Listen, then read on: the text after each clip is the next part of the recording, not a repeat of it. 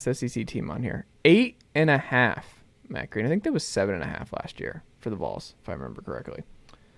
So much progress. Look, it's hard, man. 8.5, like, this schedule is sneaky tough. I think people need to understand that, like, I'm not, like, Virginia on a neutral site, like, they'll blow out Virginia, they'll be fine. They go to Florida this time. In Nashville. Yes, Virginia and Nashville, yeah. Terrible. South Carolina at home, they'll blow them out in September.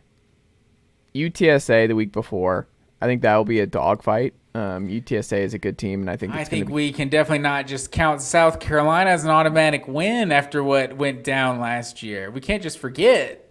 I need to go back and pull up when the last time South Carolina went into Knoxville and beat the Vols, because it's been a bit.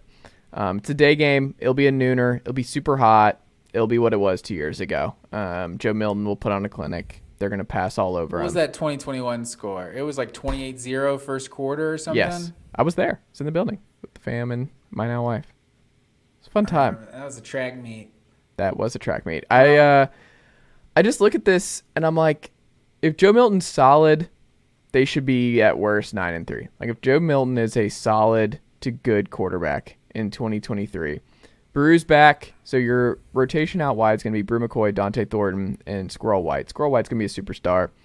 Brew McCoy is obviously a former 5-star, had a good year. Now he's going to be the number one guy. You get McAllen Castles coming in at tight end. Transfer from UC Davis. He's going to be an NFL player. My biggest thing is offensive line. They lose Darnell Wright to the NFL draft.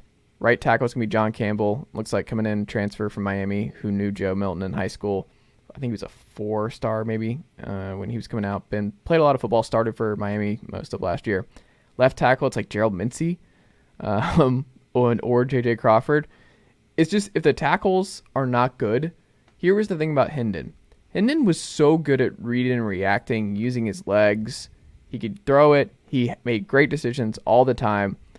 Joe takes sacks. Joe's not mobile like that. Joe is a pocket guy. Joe is waiting, and he'll sit in the pocket and wait for guys to get downfield so he can throw it 75 yards through the air.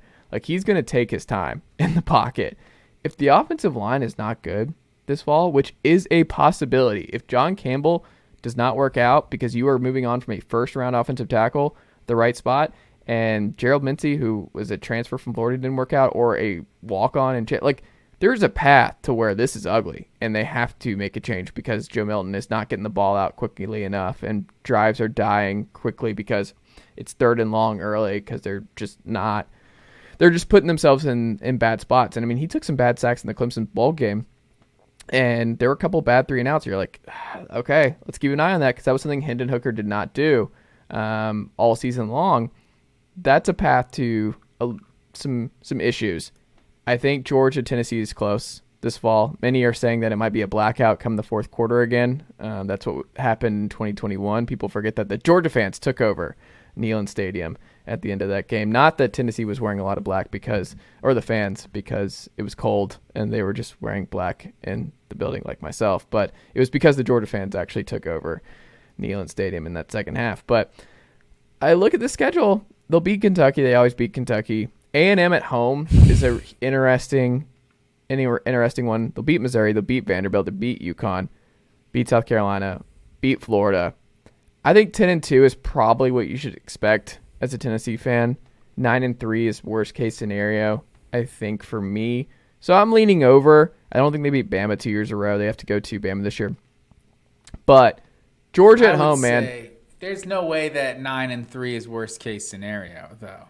Like, you look at this team, like, beating Alabama on the road is highly unlikely. Just beating Alabama second year in a row, like, I don't know what to expect from Alabama, so maybe this is a good year to get Alabama on the road, but it's hard to say it's ever a good time to go into Bryant-Denny Stadium. Georgia's obviously going to be, a powerhouse again next year, so it feels like 10-2 is, like, best case scenario. So I would say 11-1 is best case scenario. I mean, I guess potentially, of course, but it's hard to see them. It's hard to see them doing. I mean, I don't think they'll go 8-4. So it's probably.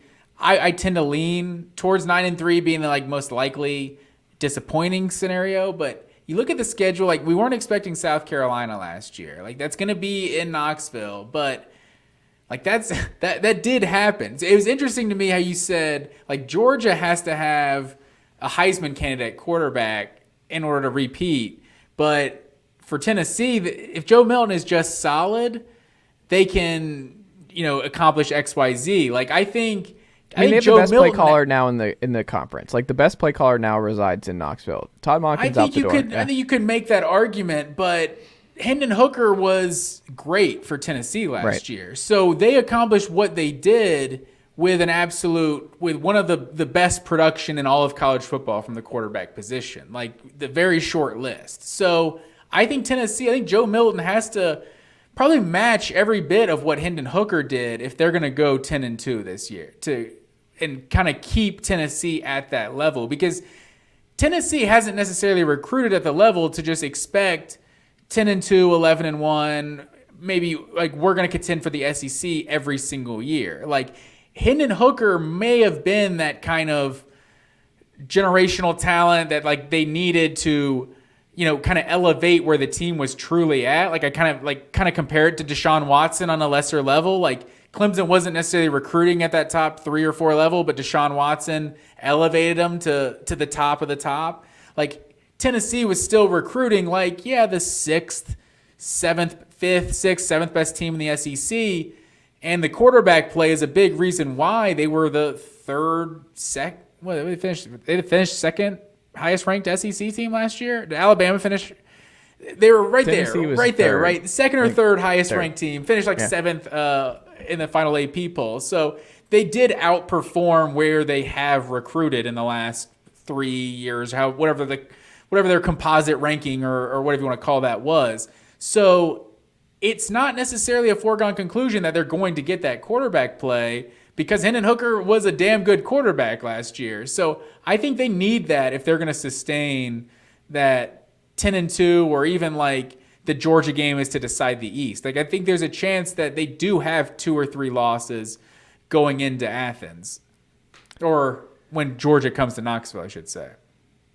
I mean, if they have 3 losses when Georgia gets there, then a lot's gone wrong, because I think that means they lost to either probably Florida or A&M. I think Florida or A&M is. I think A&M is probably what I would say is the third. If they lose a third game, or you counting Florida as like the third most likely loss? Yeah. Which one? It's at Florida. Saying? Tennessee, Florida is always that. Like it's just always going to be. They got over it last year, but until they like go on a win streak and really start dominating that series, I'm just not going to go ahead and count that in as a win, even if Florida's bad this year. I think too, but with the Hendon Hooker thing, they'll obviously miss him. But the running back room is loaded. Jalen Wright's just looking like an absolute monster. They are loaded there. They're loaded at wideout. There's speed everywhere. The defense, I think, is going to be a lot better. They have so much talent now in that defensive room. The linebacker core, like with Elijah Herring, Aaron Beasley, Keenan Peely coming in from BYU. You have the 3 stud, 4 stars, Jalen Smith out of Grayson, Jeremiah Thielander out of Gainesville, and then the 4-star, borderline 5-star who Alabama tried to get at the end from Smyrna, Tennessee, Arian Carter, who I think will play a lot. Jordan Matthews, who Tennessee beat out LSU for. He'll probably get some reps at corner. The defense is going to be better, which is huge for them. And that's part of what happened in that South Carolina game. The depth and just running out of corners and Jeremy Banks not being available. Like, just they were thin. They did not have bodies when they were just not available. They could not handle that in SEC play. I don't think that's going to be the case anymore. The scholarships are back. I think they have replenished the cupboards. And the last thing was with Milton, Heupel deserves the benefit of the doubt. He has only had a top 10 offense since being at Tennessee. He worked out with Dylan Gabriel. He worked out with Sam Bradford. He worked out with Drew Lock. The man has never really failed in this regard.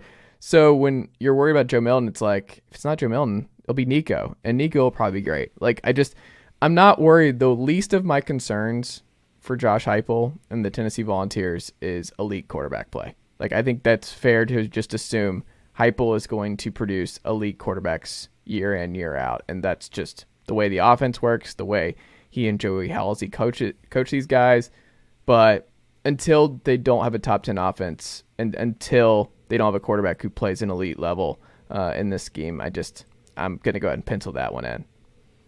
I mean, I think it's fair to assume that there's just a certain floor that Tennessee's offense is going to have, and they could just regardless be one of the better offenses in the SEC. In the country. It's interesting. There's kind of some similarities, I feel like, when it comes to like Stetson Bennett and Hendon Hooker, because it's like Georgia's replacing both of those, and you would call both of them all-time great for what they have been for both of those teams for the last 2 years. But there does feel like an element of overachieving to both of them that you actually might be able to replace them with a more traditionally talented guy with a strong arm and potentially not miss a beat offensively. And Josh Heupel, it's definitely reasonable to think Tennessee could have just as good of an offense. Last team, and we'll wrap up here tonight, Matt Green. Colorado, the Buffs, 4.5, where you see it and you're like, wait, 4.5? Deion's there. Like, this is, they got like 30 guys in the transfer portal. Shedeur Sanders is going to be QB1. Cormani McLean's in the building. Jimmy Horn Jr. is in the building.